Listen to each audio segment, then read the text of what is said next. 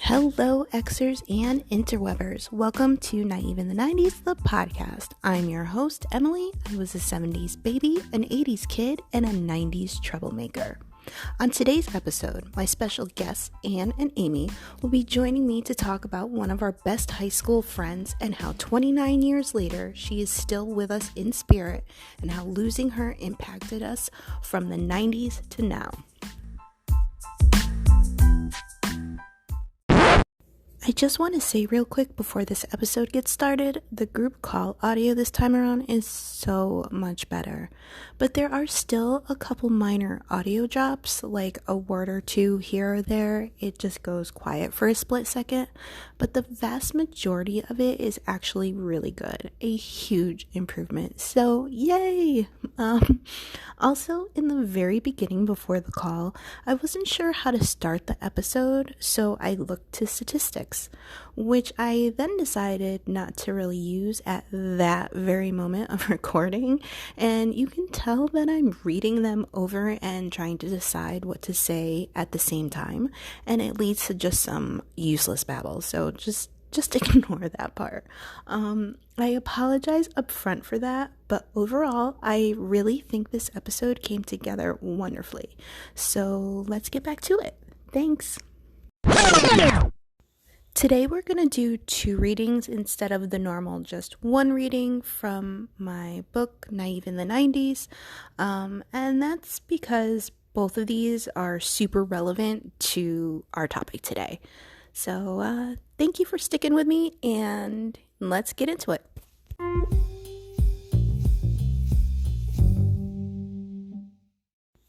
December 24th, 1993, Friday. On December 4th, we went to prom. James looked so good in his tux. I was like, wow. We had a lot of fun. We went with Krissy, Chad, and Dave. Tiffany, Amy, and a few others were at our table too. Krissy wore my semi-dress. She looked so pretty. Partway through, she changed her shoes into red Converse. It was great. I'll never forget the smile on her face while she did the electric slide in those ratty old things and my black lacy poofy dress. Total coolness. The girl is a classic waiting to happen, and she doesn't even see it. February 24th, 1994, Thursday. I just found out that Krissy was in a car accident and was killed last night, early this morning. God, why did it have to be Chris? I can't handle this. She was like one of my very best friends. Why? We were supposed to spend all summer together. We were talking about us eventually getting an apartment together and being roommates. I can't believe it. I just don't understand. Why Chris? God, I love her like a sister. She was always there for me, always caring and understanding. Oh my God. I didn't even take her last phone call when she told Mom she was back in Connecticut. I haven't talked to her since she was in Florida. I thought I'd be seeing her soon, and now she's dead, and I will never be able to talk to her again. Oh my God, I can't believe it.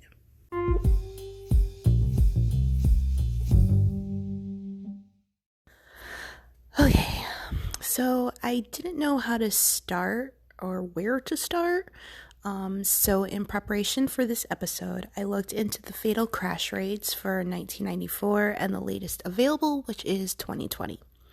I wanted to just be able to give a comparison of then and now, but if I'm being honest, it's just a real bummer, and I just don't want to.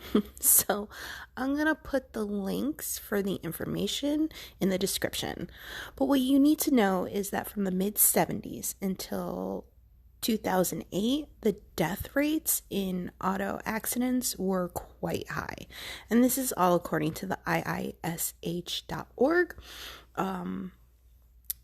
So the crash rate deaths were per 100,000 people in 2020 were about half of what it was 4 decades earlier.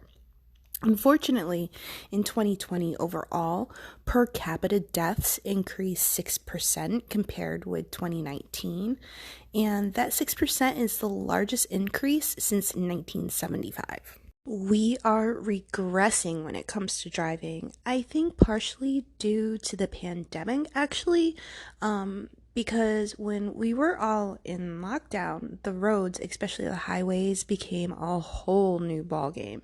And once people were let out and they were out and about again, some had forgotten basic driving etiquette, some had gotten rusty, and many had gone rogue and just were not going back.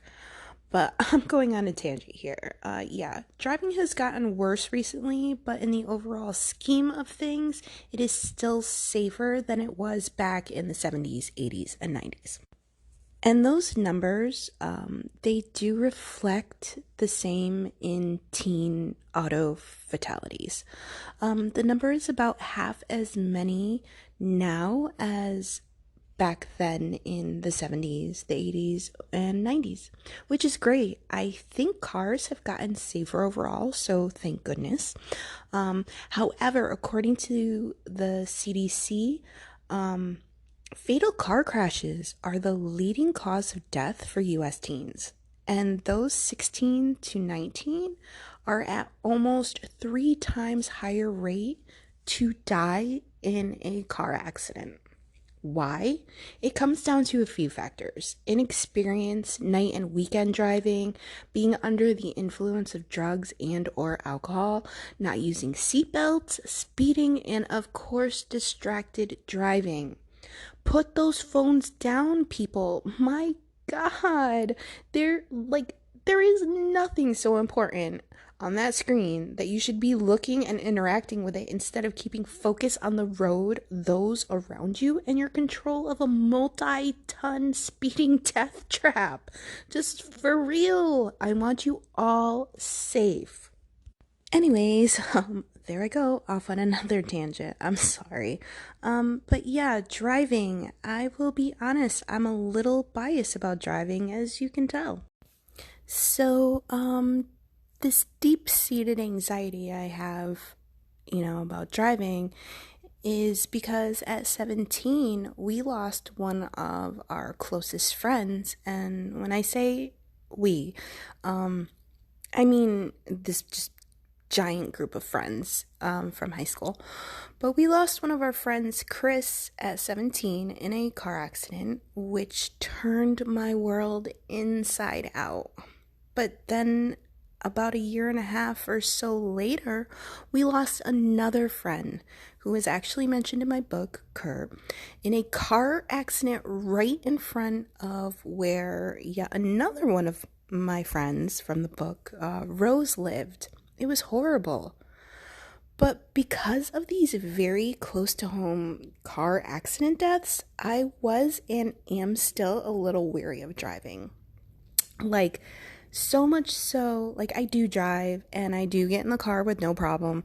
But I do carry anxiety and stress every single time. And it's so prevalent that my kids know that if they go anywhere, they need to message me when they get wherever so that I know that they're safe. Because if they don't, my mind automatically goes to what if and oh no. But, after seeing the numbers, looking them up from the 90s through the 2000s, I have to say I kind of feel like my anxiety was a little validated because, ooh, scary. But we aren't here to discuss driving, although it will forever be linked to my memories of our friend Kristen, who we affectionately called Chris or Krissy. Chris was a one-of-a-kind beauty inside and out. When she walked into a room, you knew it and you felt it. Her laugh was infectious and her smile lit up the world when she flashed it at you, no matter how dark everything else could be. She was a loyal and caring friend who was outspoken and true to the core. But she also had her cracks and scars, although she never let anything or anyone keep her down. This episode is being released on Thursday, February 23rd, 2023, which is just one day shy of the 29th anniversary of her passing. And I thought, what better way to acknowledge it but to discuss and celebrate her with two of our closest friends who both happen to also be real-life characters in my creative nonfiction book, Naive in the 90s, which is based on real-life diaries from that time. Both Anne and Amy were prevalent in the book, but in real life they were so much more. If you listened to my very poorly done first introduction episode, you heard how I combined a lot of different real life people into easy to follow along cohesive characters. One of, if not the biggest casualties in this creative and practical decision was Anne. I think I called her Annie in that episode. I don't know why. But her combination was an issue I didn't think about as I was trying to address the feedback I had gotten about too many names. And I do mean there were a lot of names because, like I've mentioned in previous episodes, I was a big time group friend floater. Some of those groups definitely overlapped and mingled. And even though we were from a small New England town, we only had one high school, but that school was very large. Like, our graduating class alone had well over 400 people. And we were hanging out with a large variety of classmen and age groups. Back then, video games and computers were extremely limited compared to what we have now. Smartphones and life on the internet were just not even a thing. So what were teens to do but hang out with anyone and everyone? What everyone does on social media and the internet in general, like now, we did in analog back then. And that meant meeting and interacting with a ton of people. So even with the combining of names, there are still about 65 names in the book, and in reality, it's probably referencing closer to 100. So yeah, lots of names, and the Anns were the biggest fallout of that for me. In the book, one of the Anns was Lily's sister, who we actually lost a few years after the book ends. We as a whole group, we've lost a lot of people along the way. I feel like every episode I'm saying someone, oh well, we actually lost this person, but I think that's because I do, and because we lost a lot of people. But yeah, so Lily's sister, who was just a year younger and was just part of our group and our world, she was a huge personality and had the best smile, which usually was accented with some amazingly in-your-face color lipstick. She was loud and fun and was just a great friend. Another of the three Anns was actually just a girl whose house we all went to parties at.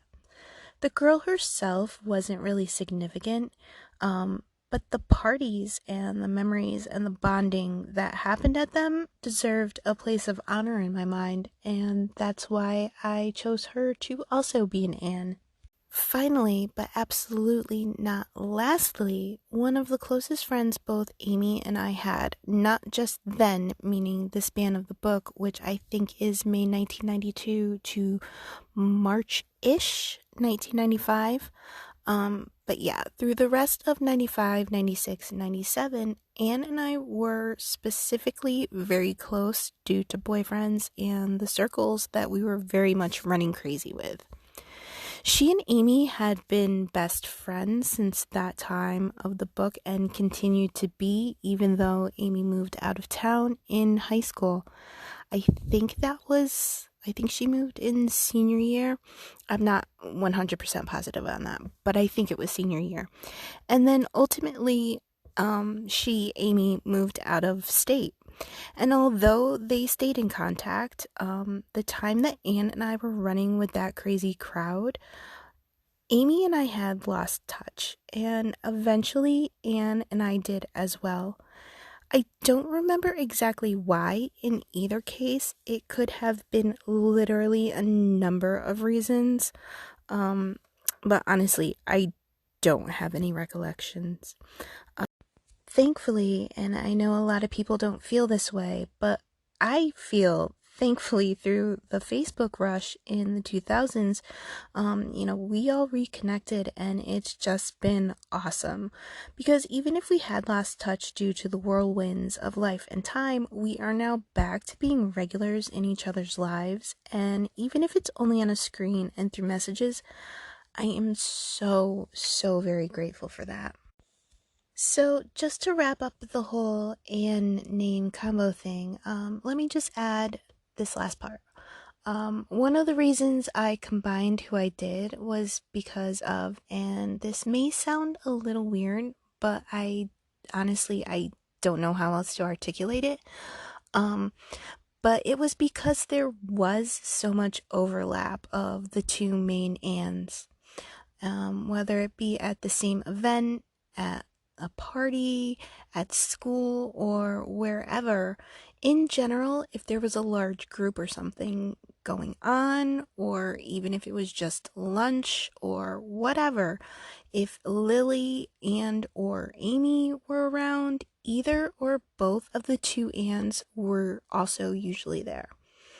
All together in a group or separately, these girls were significant and absolutely prevalent to my life and to everything that was going on. And although I didn't write a ton about them, it in no way changes that. And yeah, so I feel so much better having said that because believe me, I think about it every time the name or the book comes up. So now, almost 30 years later, three old friends are gonna get together and talk about the girl who impacted us all so much and to this day is still such a huge presence in our lives, even though she is no longer with us. And with that said, please welcome Amy and Anne to the show as we pay tribute to our dear and departed friend, Krissy.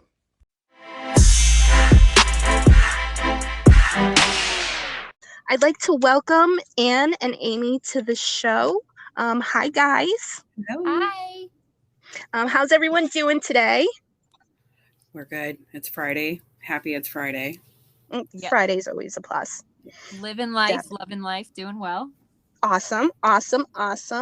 So, I already introduced you guys to my audience, but I just want to give a quick overview, I guess. Anne and Amy are two of my very close friends from high school. We ended up, getting into a lot of hijinks together, and along with a big group of our friends. And, we kind of raised hell in the 90s a little bit. Yeah, we did. A lot of it. So just to start out, just to get to know you guys a little bit and the person you were back then, how do you think your parents would describe you as teenagers? Well, this is Amy. My mom says I was a hellion, which is 100% true. Yes. I was just, I wouldn't say I was a latchkey kid, but I was a kid that was raised by hippie parents who just let me do whatever the hell I wanted. Yeah, you were kind of feral. I was feral. I really was.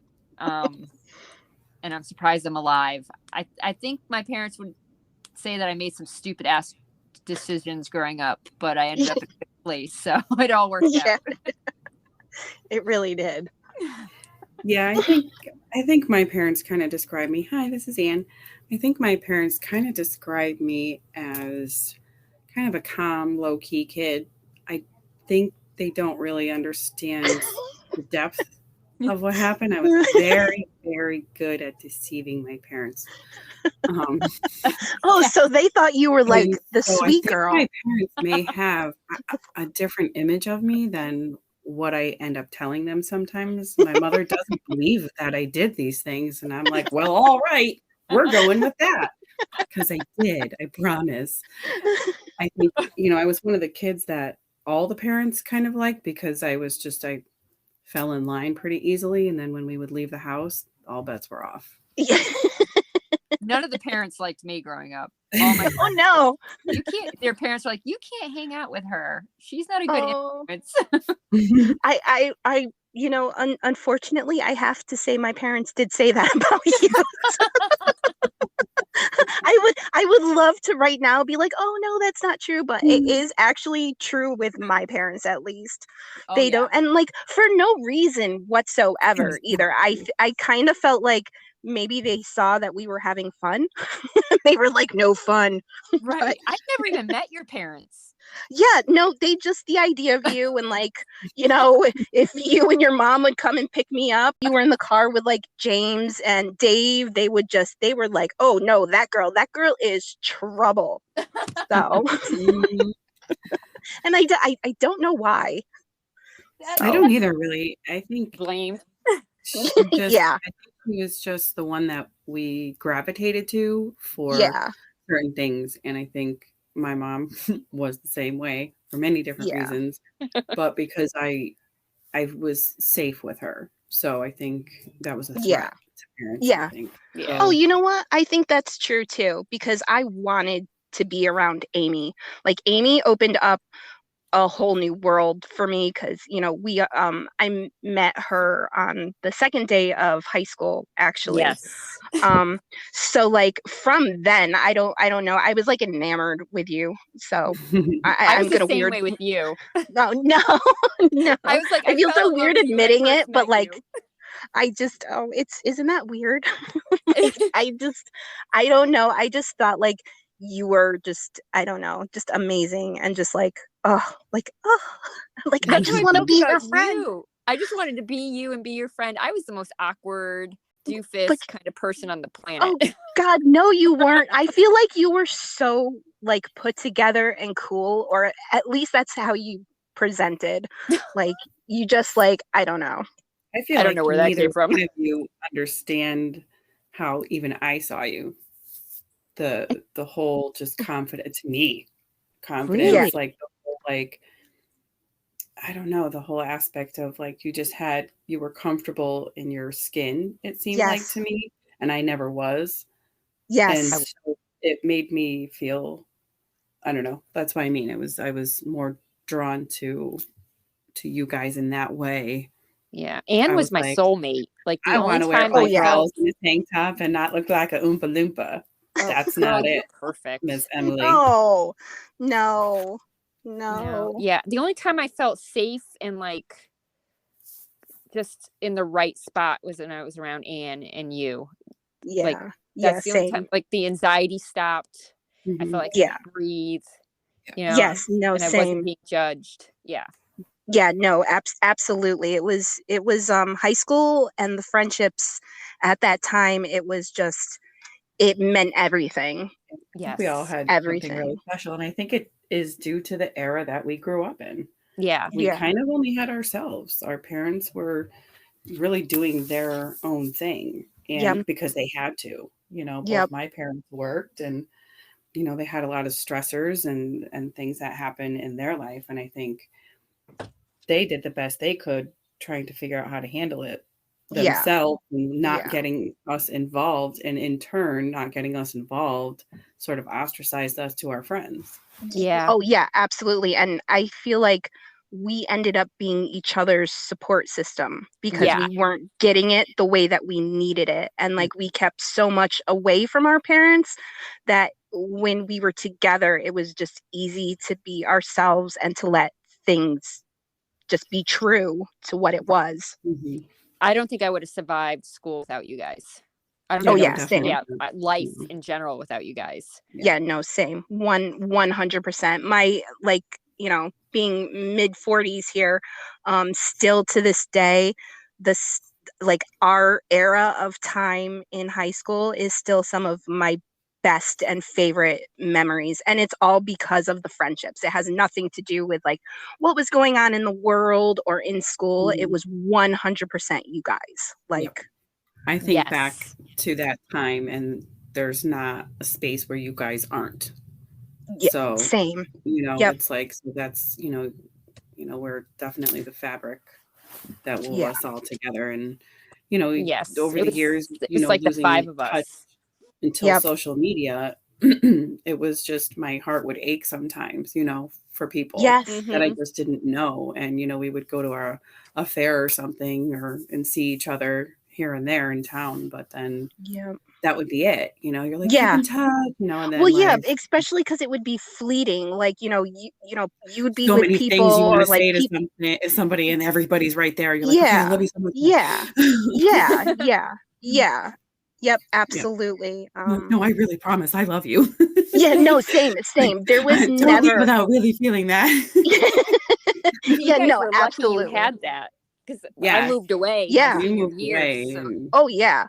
I'm When so mad at your after parents. you left, it was kind of like I definitely always wondered, you would sporadically pop up in my mind, and I would just like, where is she? What is she doing? Is she happy? What's going on? And like, I miss her so much.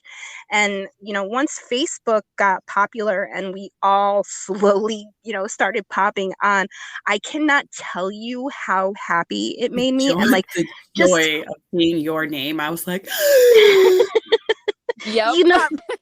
oh, every time someone from our group would pop up, I swear to God, my soul became younger. yes, Like, Yes. I just, absolutely. It was like, my people, I finally found you again. Here you Yes. are. Yeah, you Yes. felt like You know, you when I got belonged again. married, You're like, I okay, we're didn't. connected. I moved Yep. to a whole nother town. I Yep. didn't have, he was not part of any of my friend group in any way, shape, or form.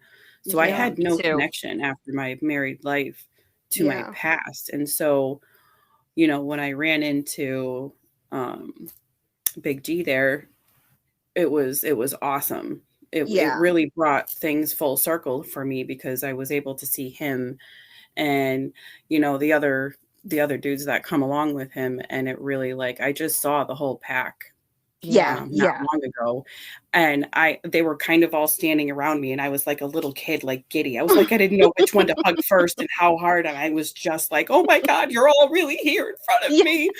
And it was just so, it was Yeah. just so fulfilling, and it was just one of my favorite nights I've had in so long. And I Aw. grabbed a picture of me and the curly haired D, and I'm so happy. Yeah. And don't take it like that. Sorry if That's that sounds bad. You guys, yeah, they surprised me for my 40th birthday. Anne and Mhm. another friend of ours. My husband put it all together, and I didn't know they were Yeah. coming, and God, it was amazing. It was so awesome. It was so awesome. I That's loved it. awesome. It was so hard to keep a secret. I was flying. I was bet. by myself. I was traveling by myself. I had no one to share the giddiness with me on my way. Oh.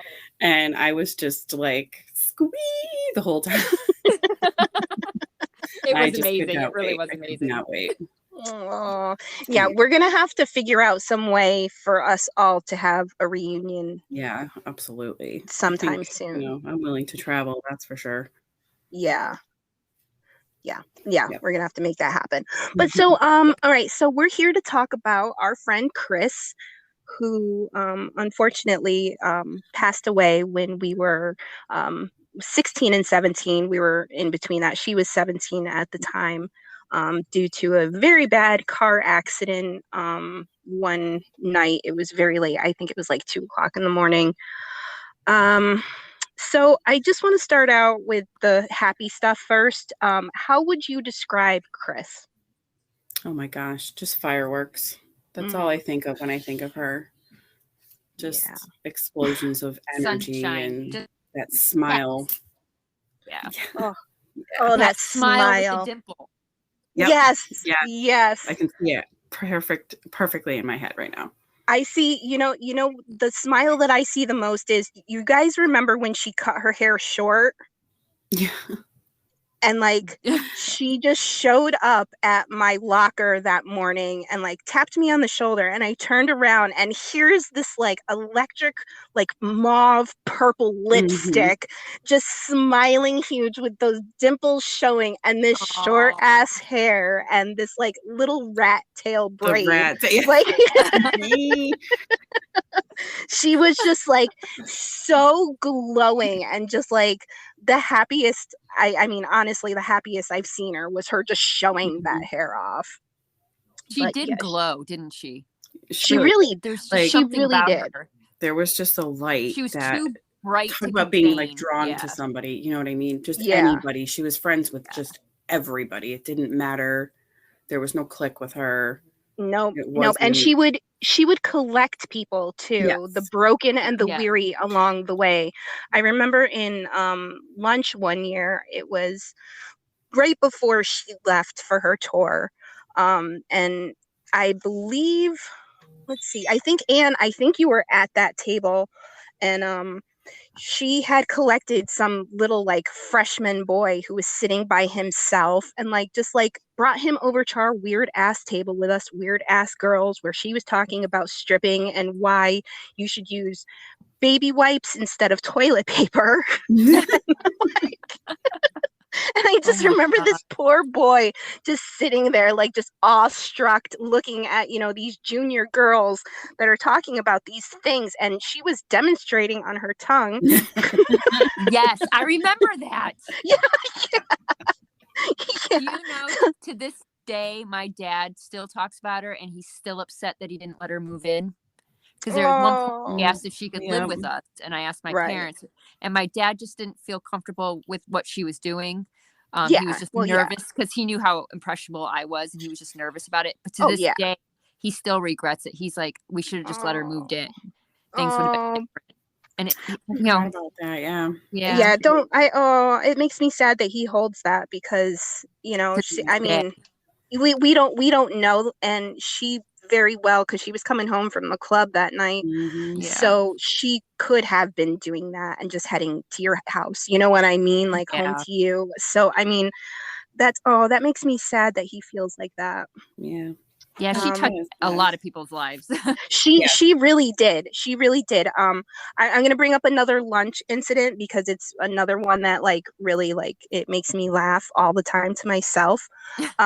So she, as we established, she was stripping, and she was the type of person that when she walked into a room, every single person noticed her, whether they liked her or didn't like her because they were intimidated by her for so many reasons, and not physically because she was a tiny little cute thing, but her presence was huge.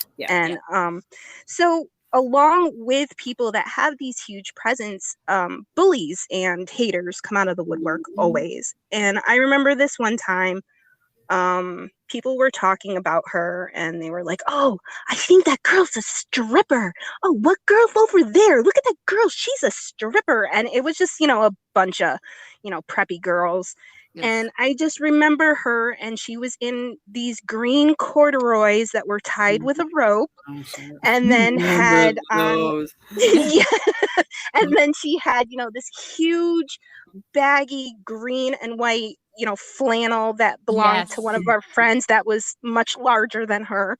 And she just stood up so fast that her chair kind of flew away from her, and she looks at the girls and she's like, I think she's referring to me. And I just like, I remember the girls' faces, and they were just so mortified that like, I don't know if it was mortified that a stripper was talking to them, or that she was acknowledging it, or that she didn't care. But like, I love that moment. Like, she was a badass. She really was.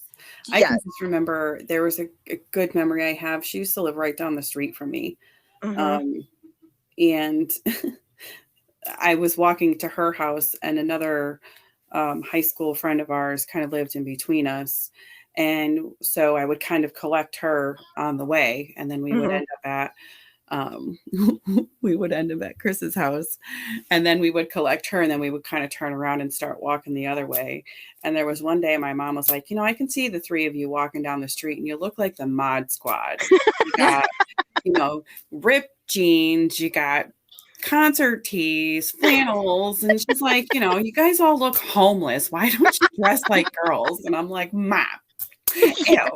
You dress like us. Yep. I was like, no, I don't do that. It's just like, you look like the Mod Squad. I didn't even really know what that meant at the time, but I just it was an insult. Yeah, it was enough to roll your eyes at, right? Like, Mom, whatever. Yeah. It's like, God, it's my boyfriend's flannel. What? Yeah. We did love our flannels. Yes, we did. My dad had the biggest collection. That's where I got all mine from, because that's all the man wore. And I'm like, thank you. I'll take 30 of these. All of a sudden, he has no clothes. None. Yeah, people used to come over and like, oh, I'll trade you this bracelet for this flannel. Yeah, I actually did get a lot of clothes from your house. Yes. Yeah. It was like clothes my parents wouldn't buy me or like whatever. I'd just be like, oh, I know Amy will let me borrow this. She'll let me borrow this. And I would steal all of Anne's tie-dyes. Yep. Yeah. We had a tie-dye situation, that's for sure. Yep. Oh my gosh. Very true. I actually traded a tape for a Deadhead t-shirt, and I kept that t-shirt well into my 30s. That's awesome. Let me tell you, that thing fell apart. It was actually Randy's, because him and I shared not Randy. We know too many people. I think it was I know him that I shared the birthday with. And we would trade stuff every year on our birthday. Oh, yeah. And I think that was what I think it was him that I traded with, as a matter of fact. That's funny. Did you, I not to be a bummer, but just hearing Randy, did you hear that Randy died? I did. Yeah. I heard that. I did not. What? No. Yeah. Yeah, another name. Just, exactly. Checked off. It's just unfortunately too many. Don't you guys feel like, I don't know. Lot. It was like 11 kids that we went to school with died. Yeah. Mm-hmm. I mean, it's a lot. Like, I look at my kids and like, thank goodness, because I wouldn't wish it on anyone, but they have not been touched by pure death. I feel like there is like, just in general, like when you hear like just our local schools around here, I've not heard like just, where my son goes. You don't hear about a lot of something like that happening. And I feel like with us, we had a lot going on with our classes. Oh, yeah. Years.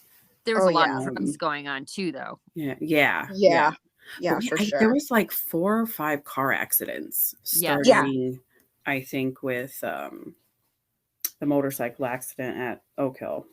Oh, yep. And I think that was probably one of the catalysts that started for me. That's the first one I really remember. Wow. I totally blocked that out. Yeah. See, when I go visit everybody, I stop there. There's always fresh things there too. It's great to see that. It's been gone for a long time. Yeah. It's crazy. Yeah. So I think that, that's kind of, for me, then I remember, this whole thing.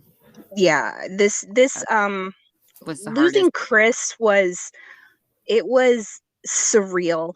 It really was. I think because like, even though there had been deaths around us, she was just such an immediate part of our she was like group. Right. She was she was one of our sisters. Like this was us. And I think Emily and I were supposed to hang out with her that weekend. Yes. And we were. So that's how close that came. Yep. Yeah, it was hard. How do you when you found out, how did you find out? And what was your reaction when you did? I found out Anne called me when I was at Al's house. Okay. And she called me and told me what happened. And I just remember like screaming, crying, freaking out, and I don't remember much after that, just Al hugging me and stuff. But it was just like the instant panic attack, because you just, all those emotions, he just doesn't know how to handle it. Yeah. So I was, ironically, I was in a passion play at our local church. And she was part of that as well. Oh, yep. And those are some of the best memories I actually have with her, because it was just amazing wreaking havoc in a church with her. So it's just some of my best memories. I'm surprised the church didn't fall down. Yeah, we tried. I love that. We certainly tried to get it to happen many ways. So, but I was there. We were at practice for that. And I was with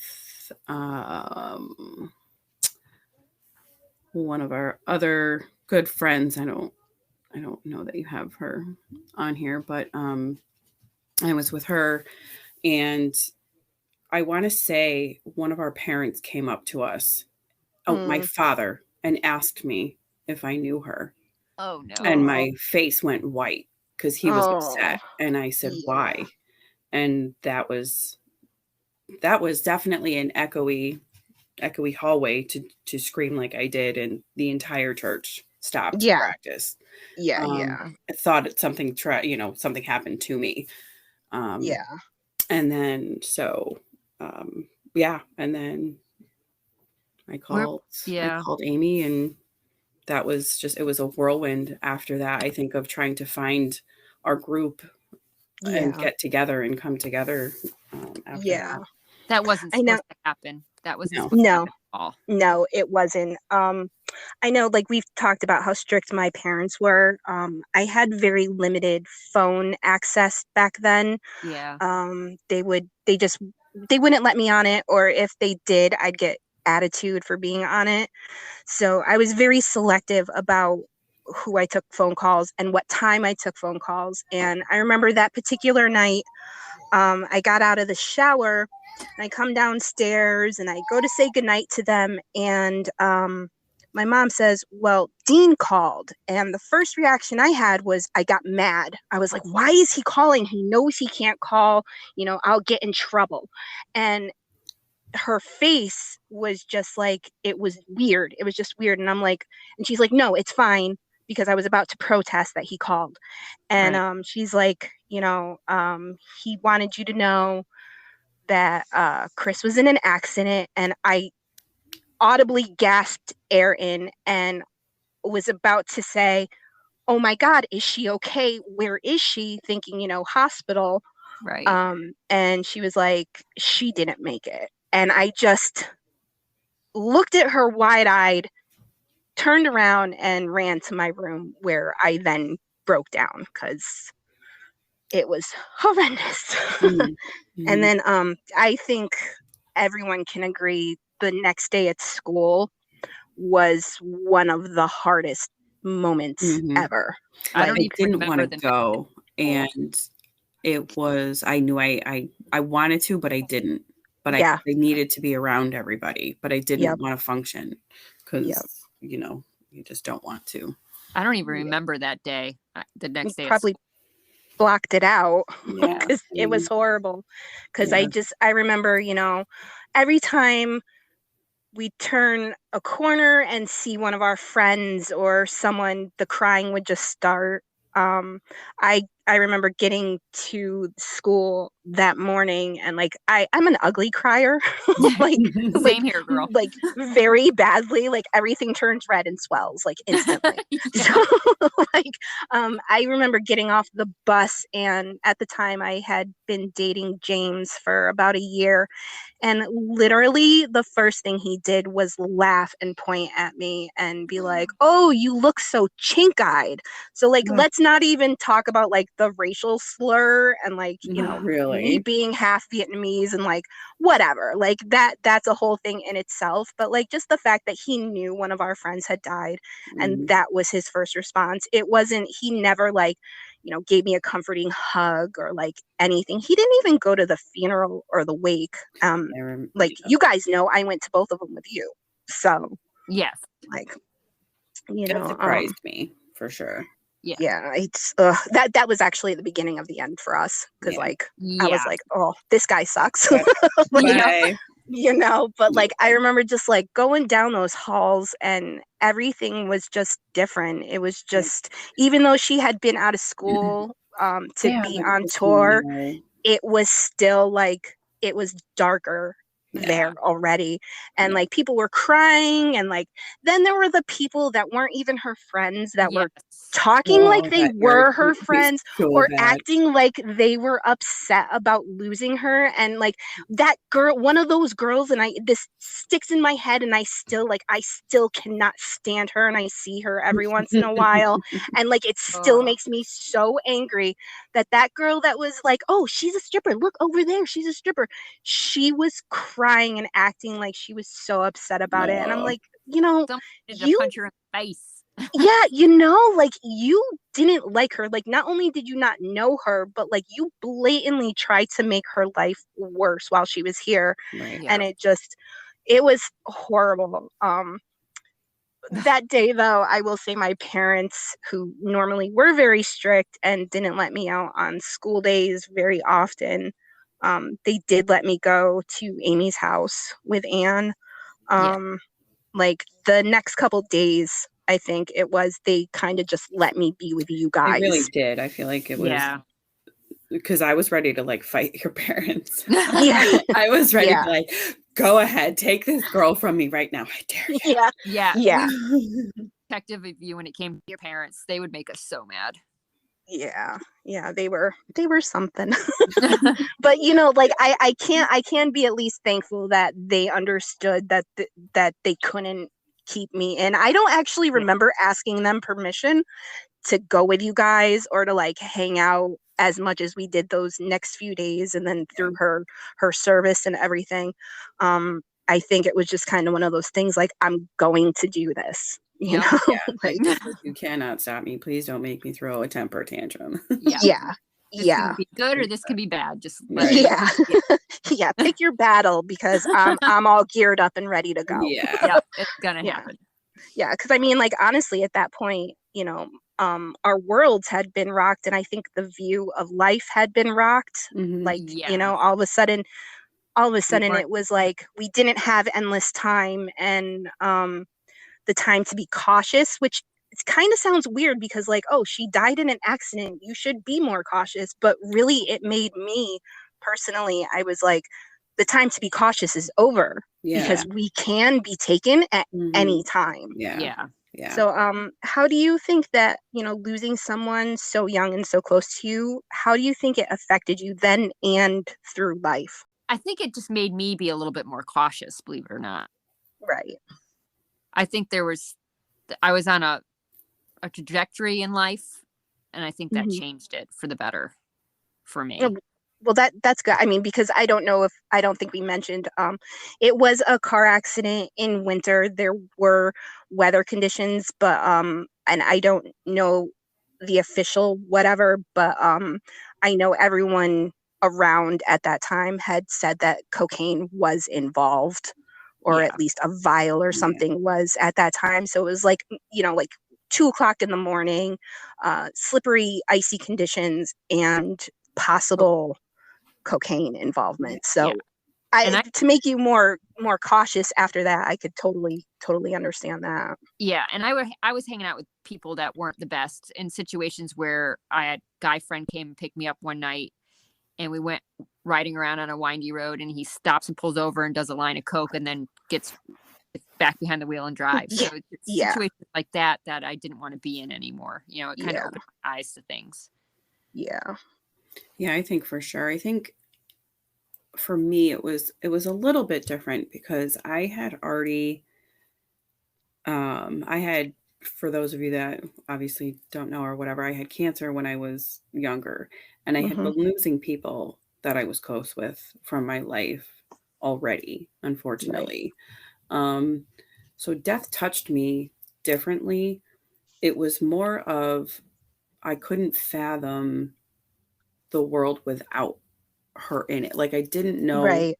how I was going to fall into the different things because she was my catalyst for certain things. She was my catalyst for my confidence in certain ways. I would sing with her and I would just feel like we would just sound so beautiful together. Mm-hmm. And so I kind of lost that little partner that I had in that separate world than I had with her with other people.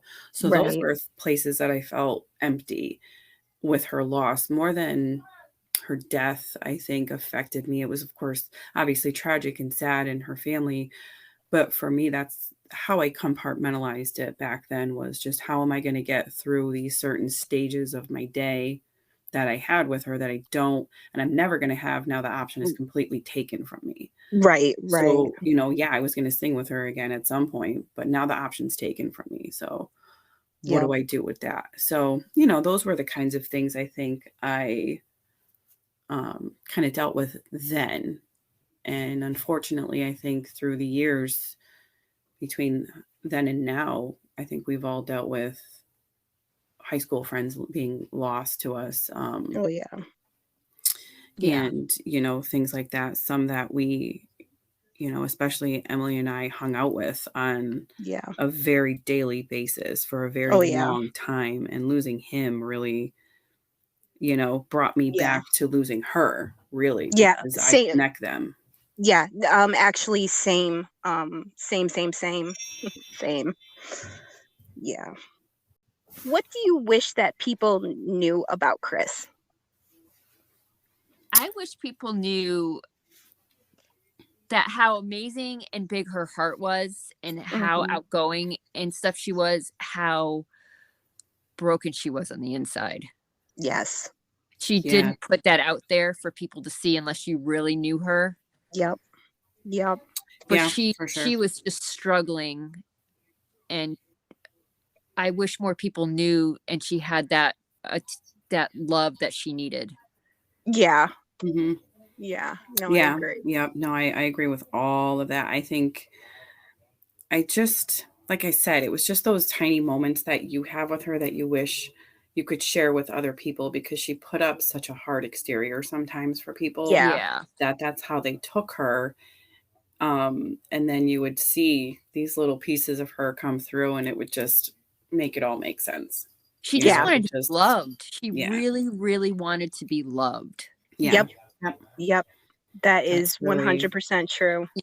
And she wasn't asking for a lot. She just wanted genuine, unconditional love and acceptance for who she was. And I think gave her that, which was why she gave us that in the end. I'll never forget the day before I don't even know if it was the day before she left. I can't remember how soon before. She wrote us all a note, a letter. I still have a copy. And she gave, we'll call him Big G, the original copy of that. And he kept that in his wallet. I asked him about it recently when I knew we were going to do this, and he kept that in his wallet until well after his daughter was born. He said he remembered it falling apart, and that's why he took it out. And then he said, unfortunately, he doesn't remember where it is or if he maybe ended up getting rid of it because it was so old. But I think I have a copy of it in my my diary. I'll have to go up in the attic and look, and if I do, I'll it's in my basement under a couple of things. Definitely. I couldn't get the photo album out without having big strong men with me, so I'll have to do that again because I'm just such a damsel in distress. Yeah, right.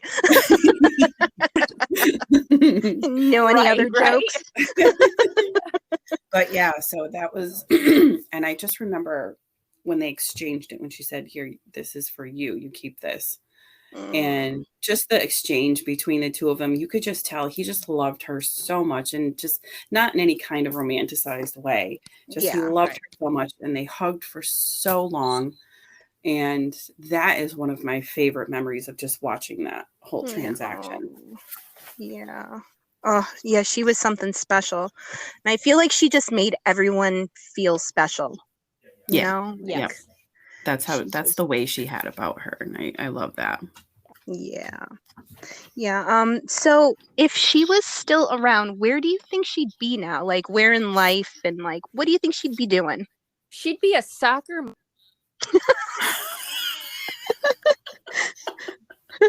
I like that.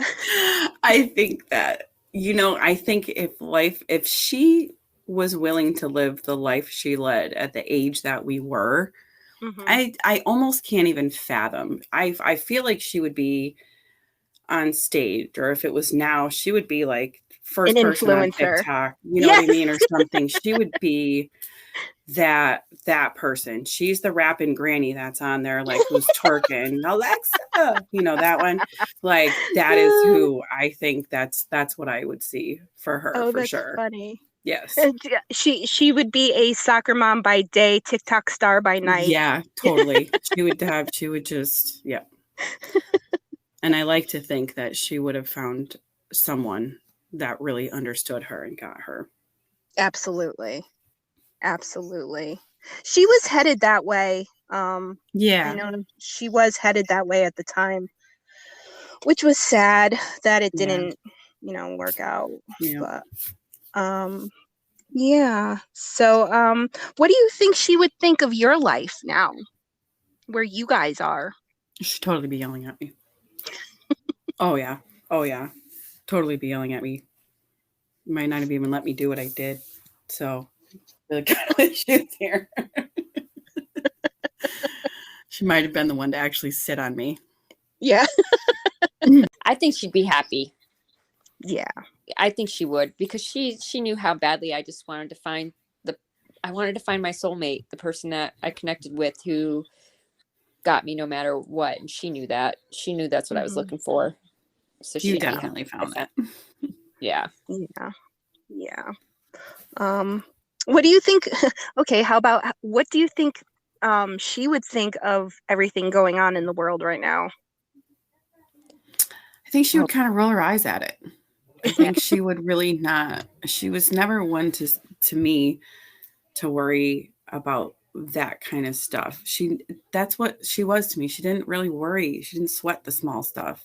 Yep. She had her own anxieties, but the people and things around her, she didn't let it come at her. And I think certain things, maybe unless it, of course, would directly affect her, I think she would probably just be like, oh, I don't watch the news. I don't know why you people watch it. Yeah, exactly. She'd just be living life and enjoying it. Yeah. Yeah, I agree wholeheartedly. So is there anything that if you could, even back then or now, is there anything you wish you could say or ask her? I don't know if there's something I wish I could say or ask, but I wish the fight never happened. I'm glad it happened, because that's how we became friends. Right. The fist fight in front of the principal's office. Yep. But I wish it never happened, because I can't imagine fighting with such a beautiful soul. You know what I mean? And I think we knew each other as well as we did, and weren't fighting over Alec being an Alec. Yeah. It would have made the friendship happen sooner. Yeah. She was amazing. She was. Yeah, she was. Like, as soon as the fight was over, I wanted to just be like, can we be friends? It's so like, now that you said it, my brain's like, oh yeah. Exactly. But, like, for a moment I was like, fight. Oh yeah. Like it's all seeping back through. As soon as you said the fight, my brain was like, principal's office. I'm like, oh no, that did happen. And like, to think of it, it's so foreign. Like, the two of you, like, what? Yeah, what? Literally, right? The two of them, no less. Yeah. In any other circumstance, you would never, ever say that would happen. You're like, excuse me? Are you sure? Yeah. I know, like the two, let's just love each other, people. Exactly. A little. Yeah, no, that's so weird. That's so. Oh God. Okay, that's weird. Now I feel like I'm having some sort of like acid flashback or Right. something Yeah. because that like oh yeah. See, this is what I do with that other person. I'm like, hey, what is it? What happened? And then she reminds me. I'm like, oh yeah, it's all coming back now. Oh, Yeah, experience. Yeah, Lily and I do that all the time. Like I she'll can mention imagine. something or I'll mention something and one or the other of us will be like, "Really?" Or like, "I don't remember that. I was there." What? Like Yep. Yeah, someone say, hey, you were there. Oh, okay. yeah, if you say so. Oh my Yeah. god. Yeah. So do you think there's any particular lessons that you learned from her that you've carried through life? Yeah, be a nice person. Be a nice person to people. Mm, That's Yeah, I think just her genuineness. yes. Be kind to Yeah. people. That's Yeah. really what just I've her. always thought of it, and so I can't see her without that smile, and it brings joy to me. So Yeah. I think that it exudes who she is to me, and how I treat people as I see them through her. Yeah. Yeah. No, I totally agree. Just a couple more. And what do you think she valued most in life? Love Yeah. Did her we just say friends, that her at the same time? family. Yeah. Yeah. No, I agree. Without trying to sound like we're all so cool because we are. Yeah. But I think she valued her friendships and just all of us and what we Yeah. all had with each other. It was the love that we had for each other. We Yeah. were Yep. we were a special group of girls, and I'm sure there's other groups of girls like that out there, but we were really a special group of girls. We were all I think so too. connected and really loved each other, and Mm-hmm. we're We were lucky the that we freaks. had each other. So The freaks. Yeah. we were the freaks. We were the family. Yeah. Yeah. Yeah. No, absolutely. I absolutely agree. Yeah. And how do you think she'd want to be remembered? I think just like we're remembering her. Mhm. Yeah. Just the positive With stuff laughter. and just still talking about her and still just keeping it light and Yes. Yeah. Not sad. just trying to remind people that remember she existed and she was a beautiful person, and I don't think any of us have ever let that go. So I think we No. always try to remind people Yeah. about Yeah. her. No. I think, yeah. I mean, like, look, it's, 29 years later, like, we literally have not had her, over a decade more than she was And we alive. had her, yeah. And, yet here we are. And she has definitely not been forgotten. And I think she definitely still has a lasting impact on every single one of us. Yeah, absolutely. Definitely. There's not a time I go to, if I go visit that cemetery, that she's not, I can drive by there and see her headstone. Like I will pick it out of that entire place over my grandparents, over other people. I can see hers as soon as I approach that spot, because I think right there is where there was such a transition in my life that it was like, I'm really standing here in front of this headstone and my friend is there.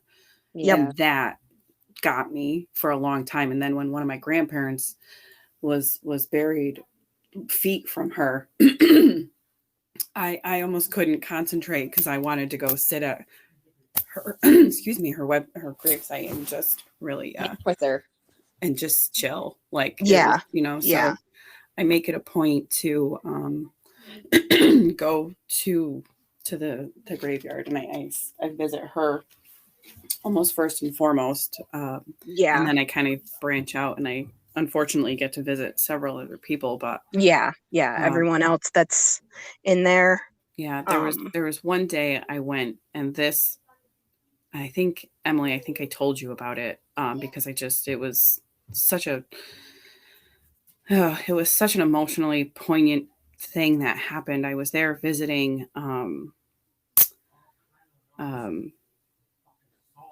my bean, and I decided to walk over to hers, and I was just talking. I think I was telling Yeah, he was another big loss too. Oh my God, that was heartbreaking. Yeah, that was another one that like it still brings stings to my eyes anytime I think about it, because he was just such an amazing person, like one of the most gentle, loving souls to ever be. And I never just a bad word, nothing. I still from think him. never all the time. Yeah.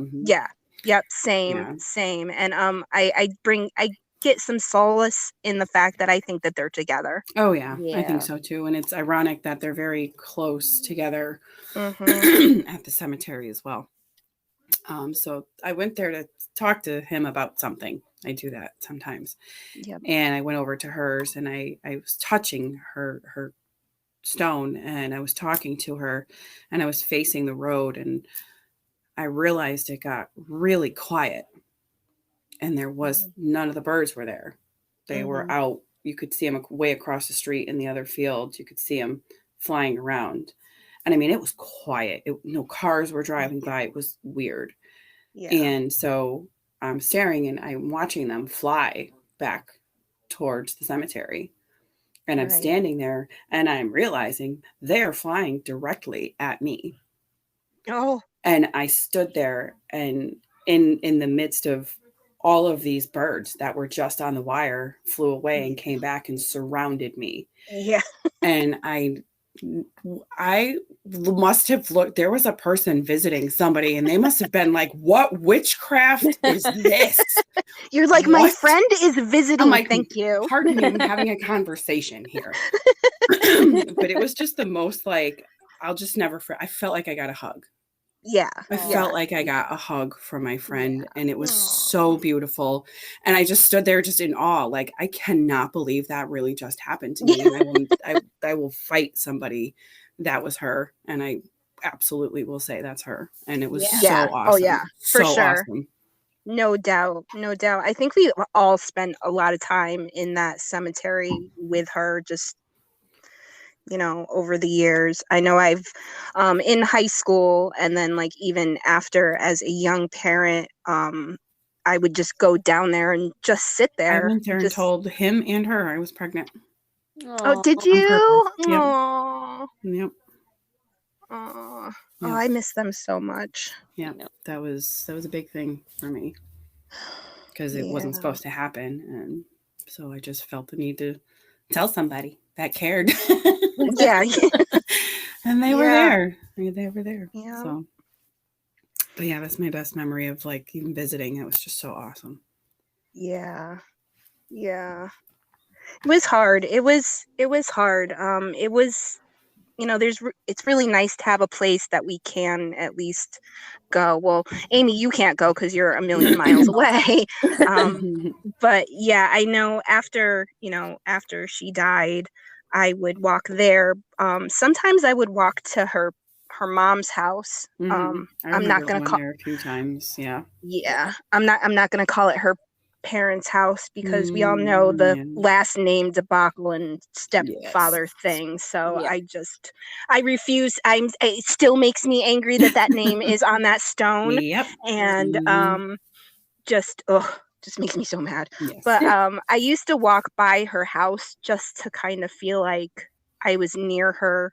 And one time that summer right after, I actually went to the door and I knocked and I ended up talking to her mom.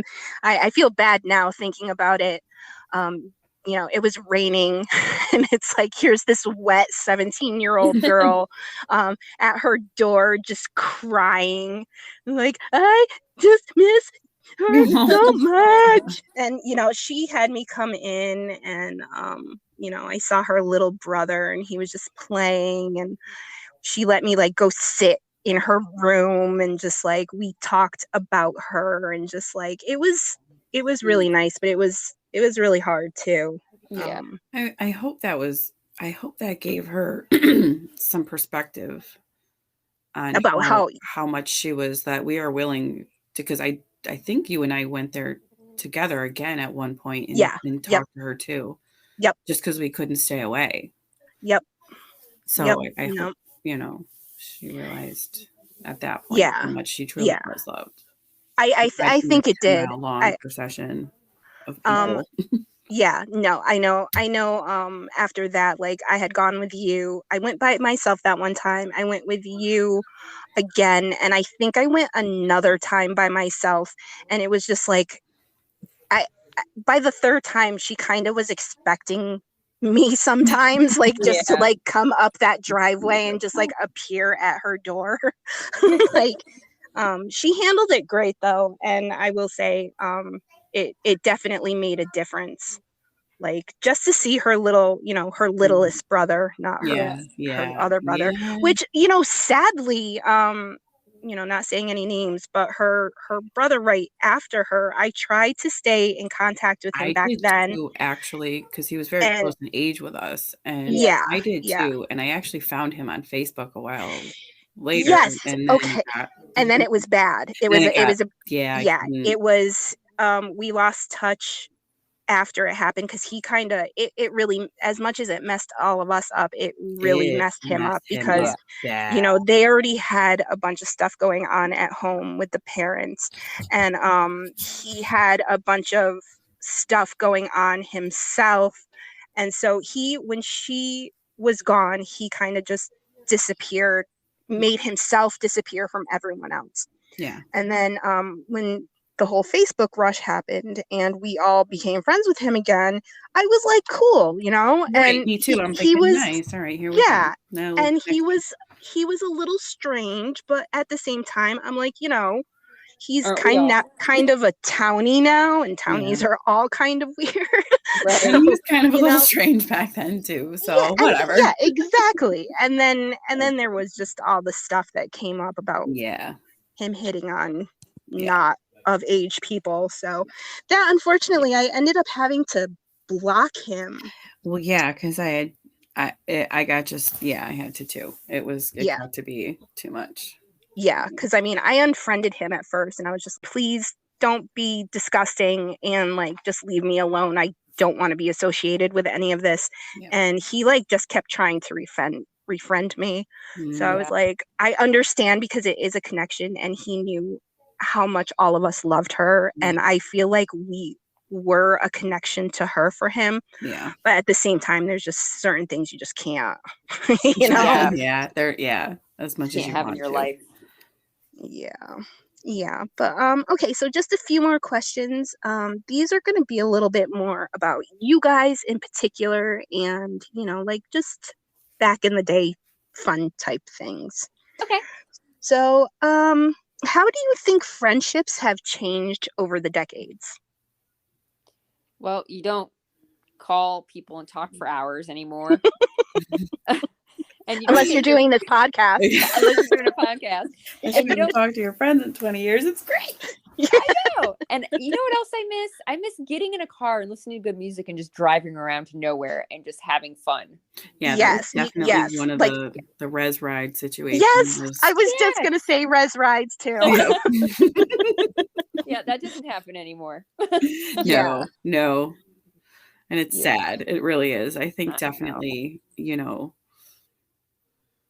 it's different how they make friends now. Oh yeah. And so it's different how you stay friends, I think. And just making friends as an adult is impossible. Oh God, I wouldn't even know where to start. Yeah. I choose I want friends, day, but I don't like people, so it makes it difficult. I hate people. Oh, you want me to leave the house? Oh. Yeah. Oh no. Oh, you want real pants on? No. Oh God. Wait a minute. A bra? Oh please, no. Hell no. Me.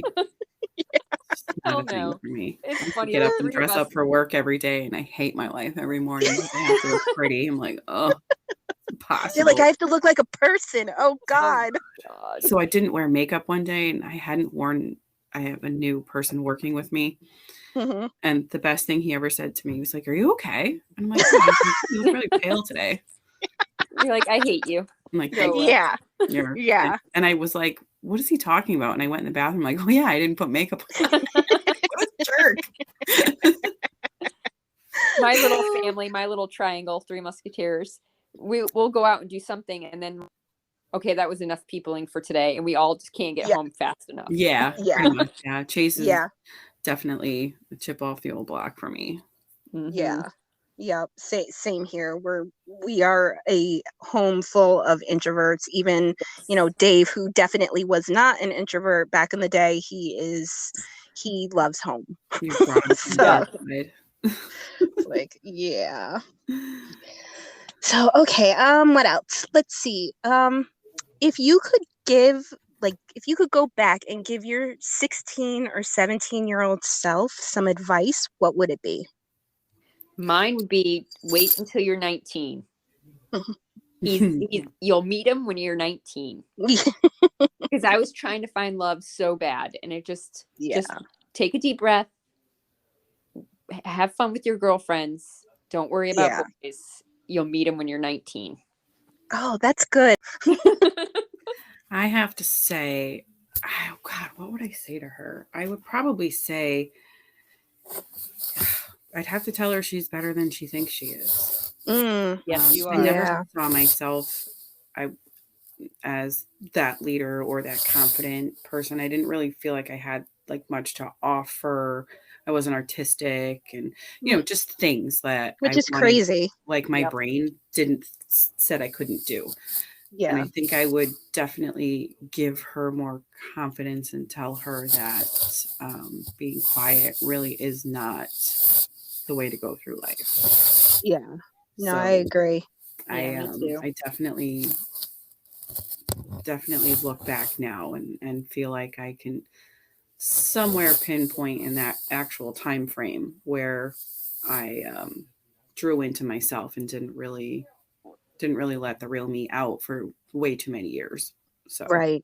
Well, you let her out around us. You just didn't let her around. Right, exactly. Everyone else, way afraid of judgment, and that was, so I just, which again is another point why we were all so important to each other, because we could just be ourselves.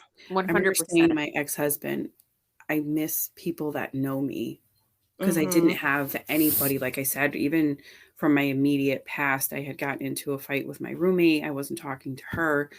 I lived at Amy's a condo with her husband for almost a year every weekend, because I just needed to be around somebody that knew me and knew whom to my core. And then when I met my ex-husband, I didn't really have all that connection again.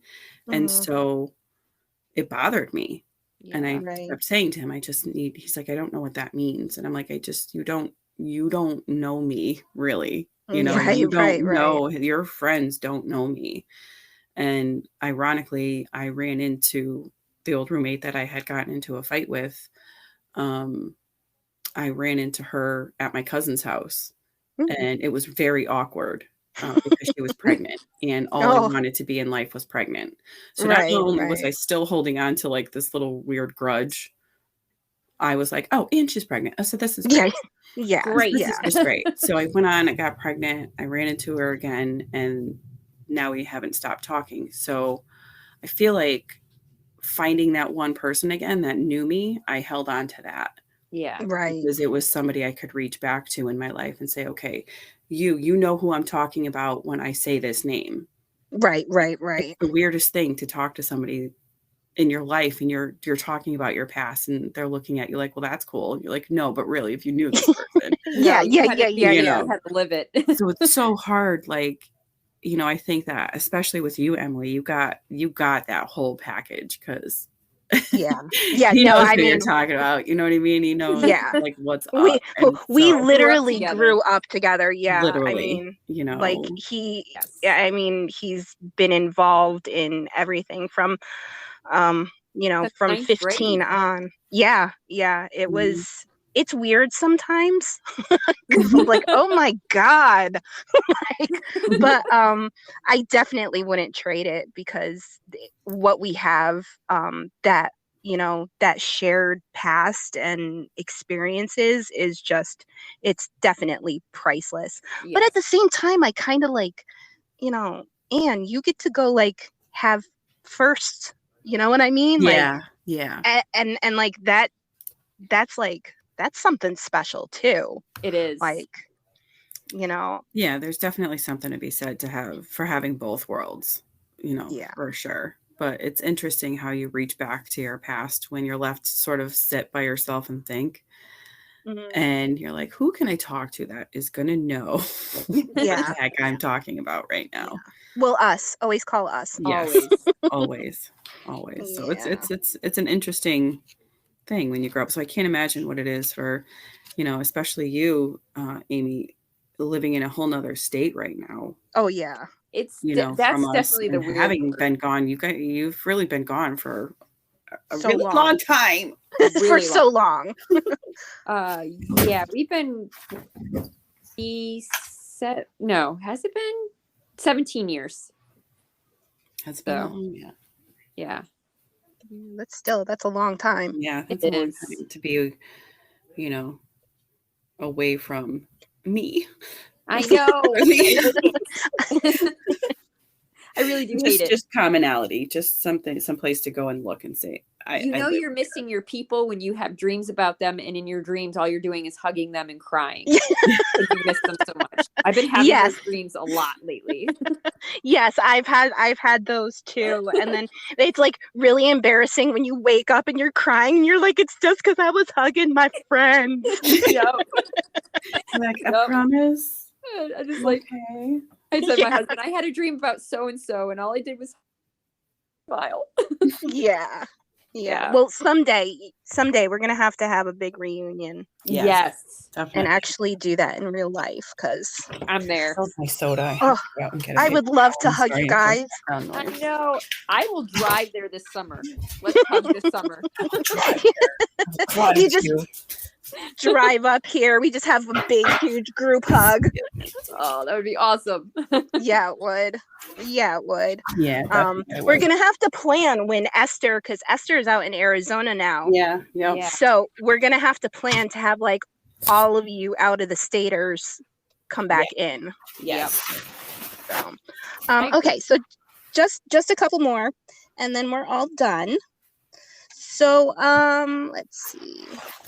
What back in the 80s, 90s, what was a poster that was on your wall? Because anyone who lived in the 80s or 90s had about a billion posters, or the pages from a magazine just everywhere.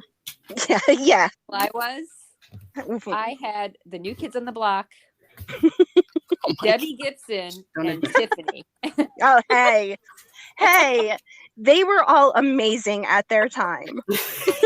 Oh, I wanted to marry Donnie Wahlberg so bad. Oh, sorry. Yeah, Sebastian Bach was a huge one. I had a page out of Metal Edge of him in leather pants and no shirt. Yes. And that pulling the front of the leather pants down. That was the one. Yes, that was over my bed. I loved it. I loved sleeping walls, over your house. And I had that specific one right over my bed.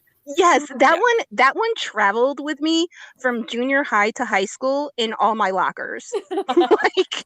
I had so many of him. Yours, can I say, Anne, the one that I remember the most is the Dracula one. Lucy. Oh, that was my favorite. Oh, yep. I was 15. And my crow one. Oh, yes, the crow. Yes.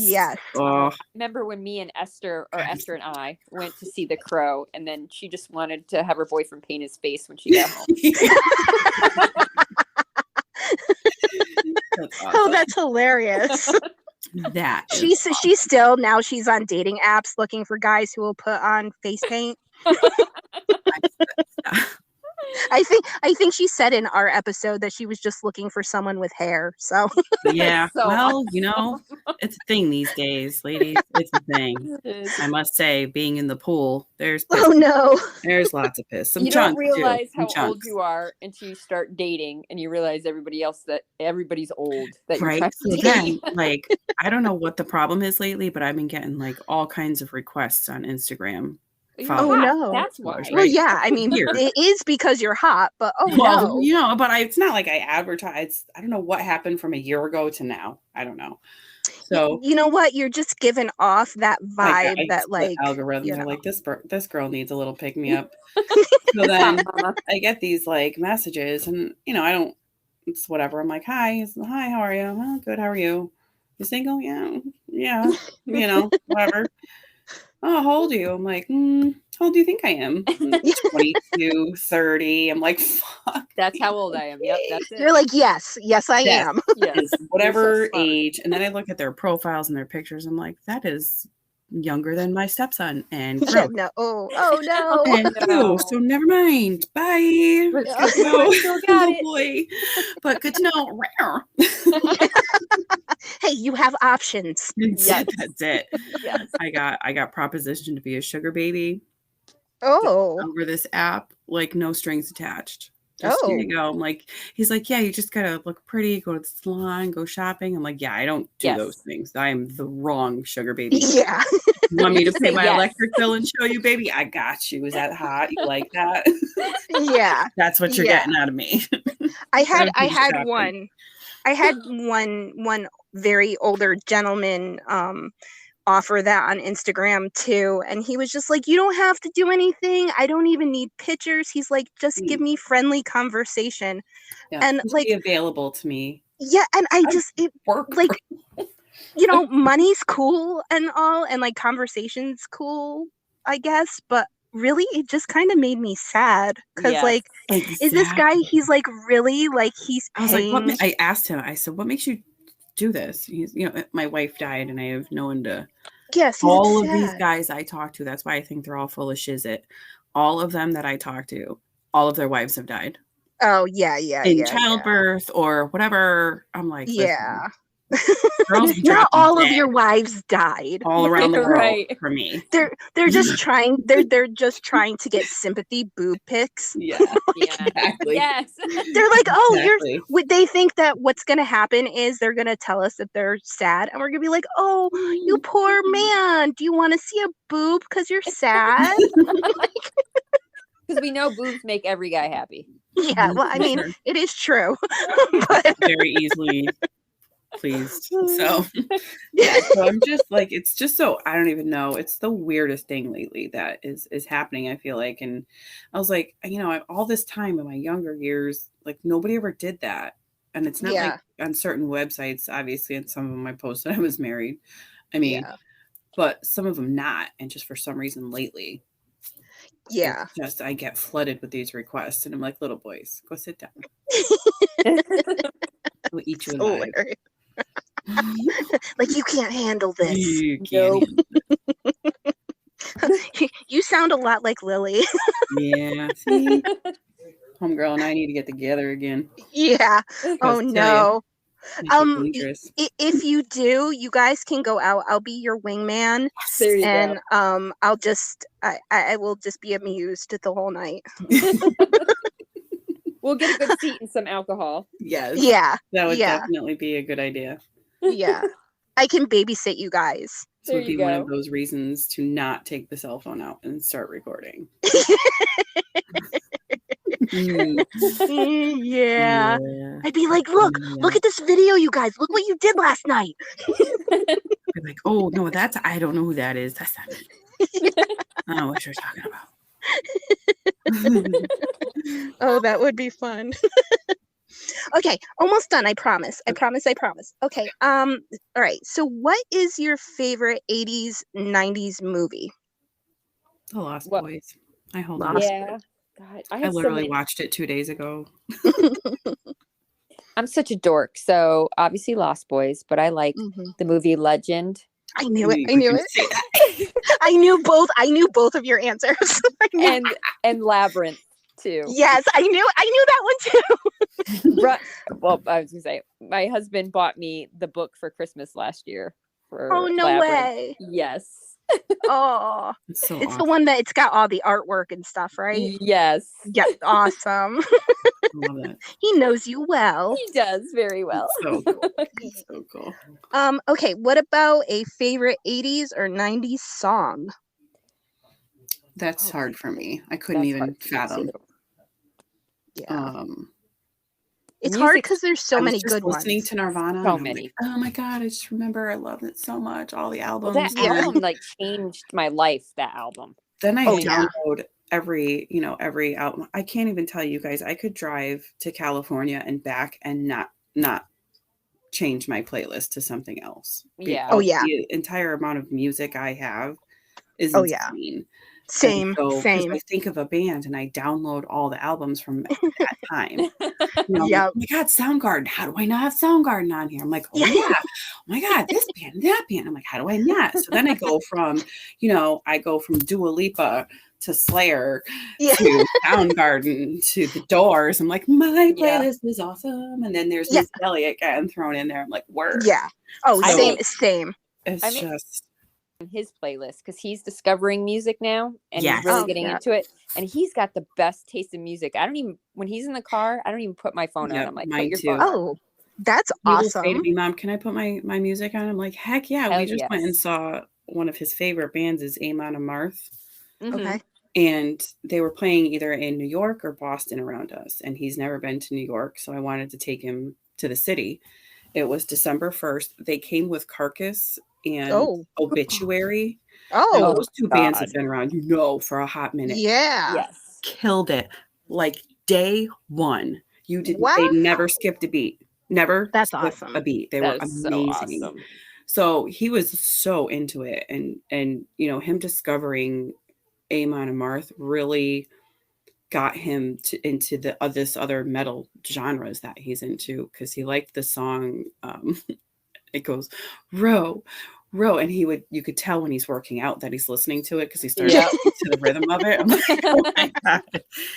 He's like, So yes, then row. Yeah, exactly. That's exactly what he's doing. He's like, he always wants to be on the row machine when it comes out. It's great.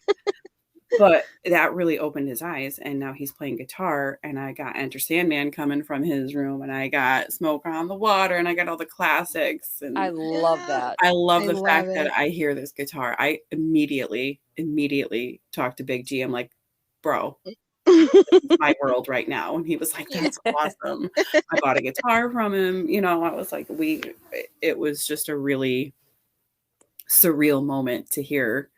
And then he comes out and he's playing Pantera. I love Pantera. And I'm like, oh, he's like, I knew you would like them. I'm like, you think? Yeah. I'm like, Chase, you have no idea. Why is my dog barking? Like We that? took my son to his first concert this last summer, and it was Jack White, and it was so good. Oh, did he have fun? He had so much fun. So he's 15, but he's got a full beard, like a full man Right. beard. He looks like he's about 25. Yeah. So we go there and they ask for our IDs for our wristbands so we can get alcohol. And she looks at my son. She goes, and can I see your ID for alcohol? I'm like, he's 15. And she goes, holy facial hair. Oh, that's funny. That's funny. He's He like, is yes. amazing. He's like, yes, I'll take alcohol, please. Yeah. Yeah, I'm gonna drink with mom and dad. Yep. That's last one. Last question.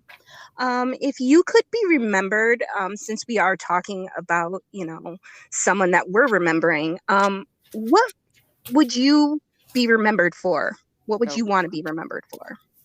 Those are two different questions. I don't want to say what I'd be remembered for, and I don't want to hear what other people remember me for, but Oh, no. I would hope they would remember me for my apartment and all the good times. Yeah. When I think about, like, if I were to just think of you right now, like in my head, it would just be just your soul, your brightness. So that's how I think Yeah. other people see you. Mm-hmm. And I don't know if obviously we see ourselves differently, from what we see each other. And Yeah. so I love you guys. that's what I see. Yeah, I mean, we definitely remember your apartment, but I mean, it's definitely more than that. It's that shining personality, not the place that we got to party. Yes.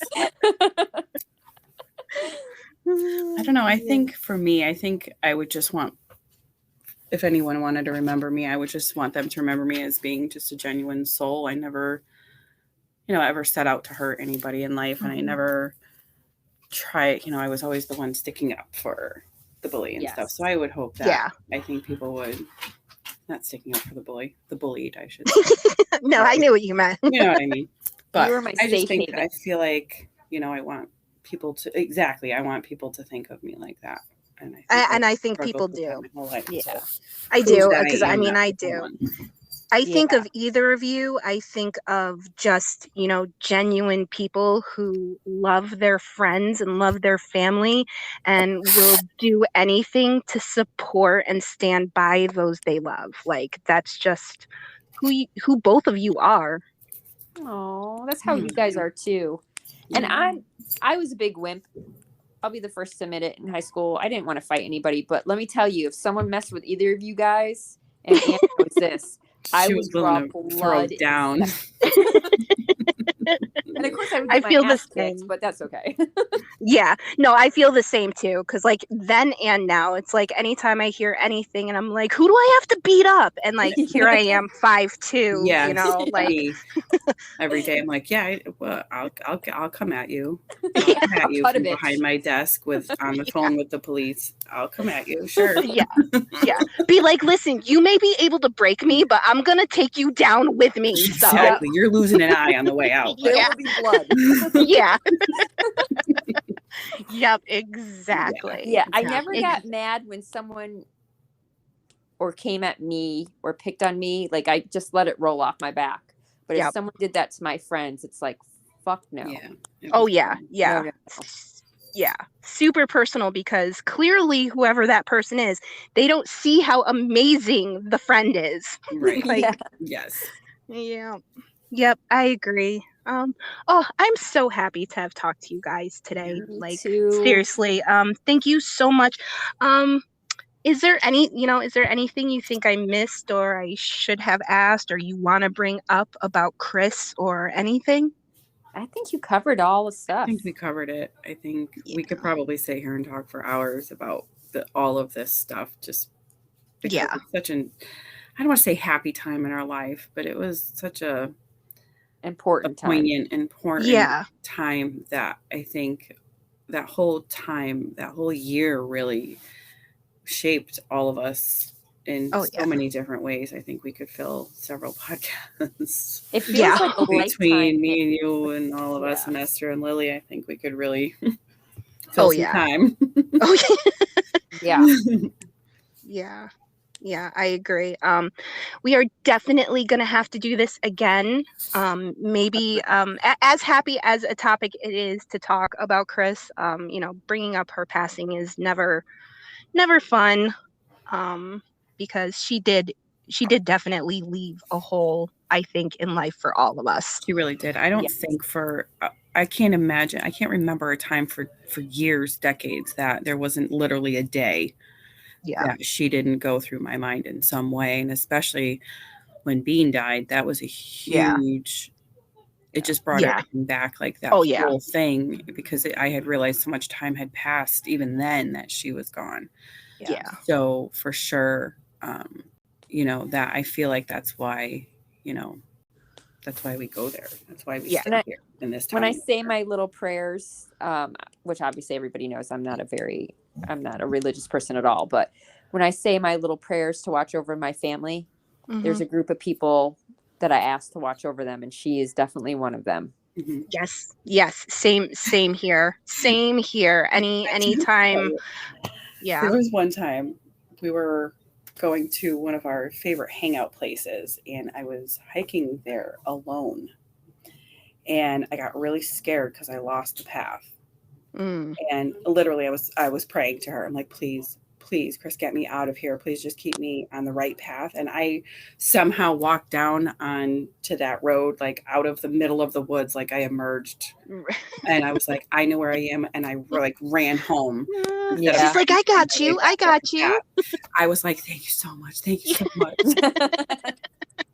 And can I just say, I want to just put the visual in everybody's head that maybe knew her, didn't know her, of a leather jacket with a Wasteland sticker on the bottom. Yes. And Oh my Yes. that is God, probably yes. one of the biggest things I think of. Yes. Why do I feel like that was my jacket? I It think that probably it was. I really Probably think that because was. everyone stole your clothes because you had the best clothes. I do. I think it was your jacket.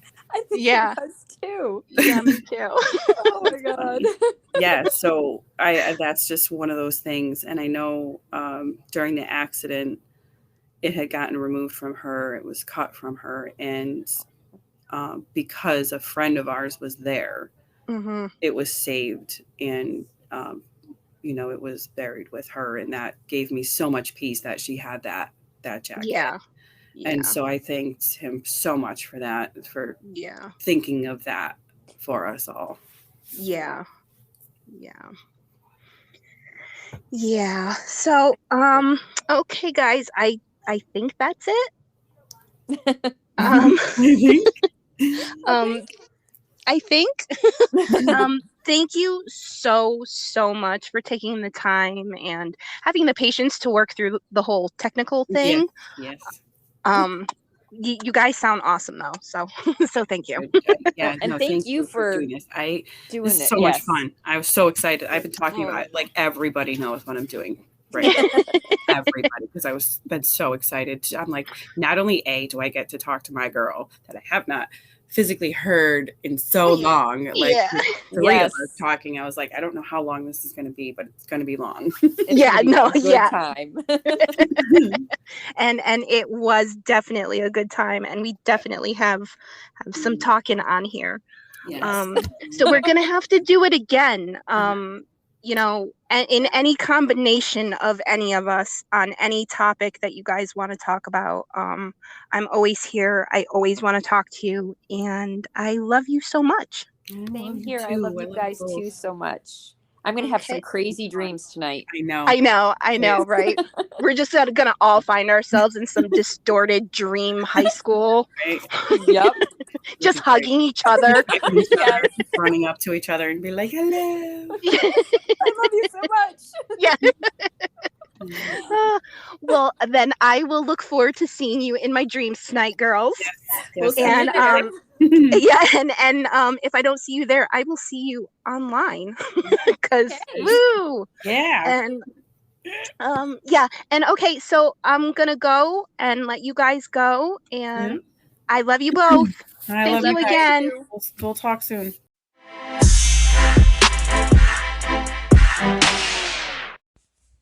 I'm gonna keep this last part segment short, since we are already very fastly approaching the 2-hour mark. I do want to say this was such a fun and just heartwarming call to do.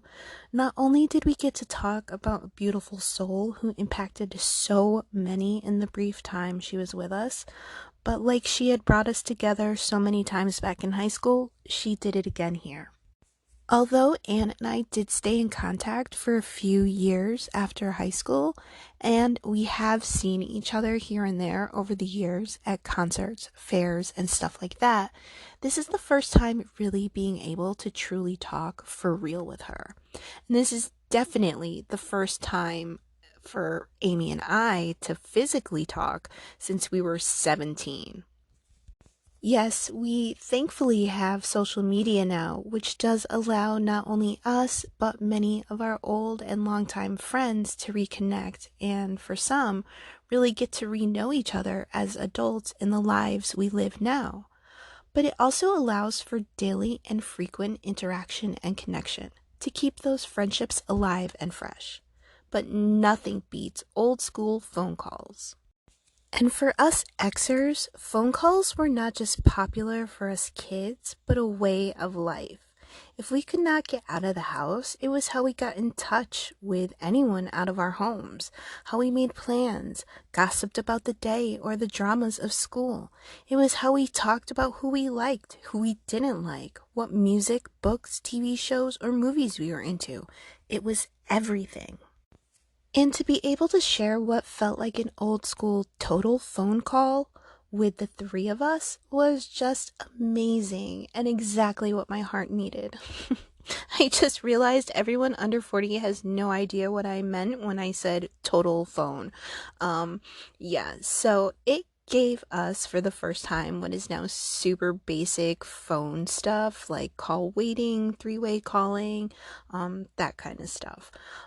Before call waiting, if you were on the phone, you just missed if someone tried to call you. You didn't get any indicator that there was another call.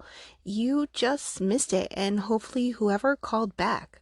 And the three-way calling was revolutionary. We could talk all together, and not just three of us. If multiple people had total phone, we could basically conference in all of the people. It was life-changing and awesome. But yeah, it was just great to talk to old friends and just remind the world that this beautiful soul was once here, and she made her mark deeply on those she knew, and we just wanted to share some of that light 29 years later. Chris, wherever you are missed and loved every day by so many. I'm gonna wrap it up here, but let me say, cherish and be thankful for those you love. Life is chaotic and unexpected. Everything can change in a moment, so make sure to enjoy the ride.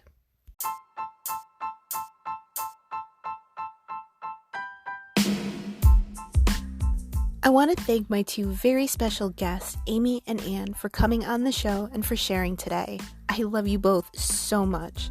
And thank you for listening. I hope you'll come back in 2 weeks to join me for a new episode. If anyone has any questions, comments, or feedback about today's show, or just want to add to any of our conversations here, email me at naiveinthe90s@gmail.com. or connect on social media, Facebook, Instagram, TikTok, or Twitter with the handle @naiveinthe90s. And of course, don't forget to pick up your copy of the creative nonfiction book that is based on real-life diaries from the early mid-90s called Naive in the 90s, now available on Amazon. Thank you again. Hope to see you next time.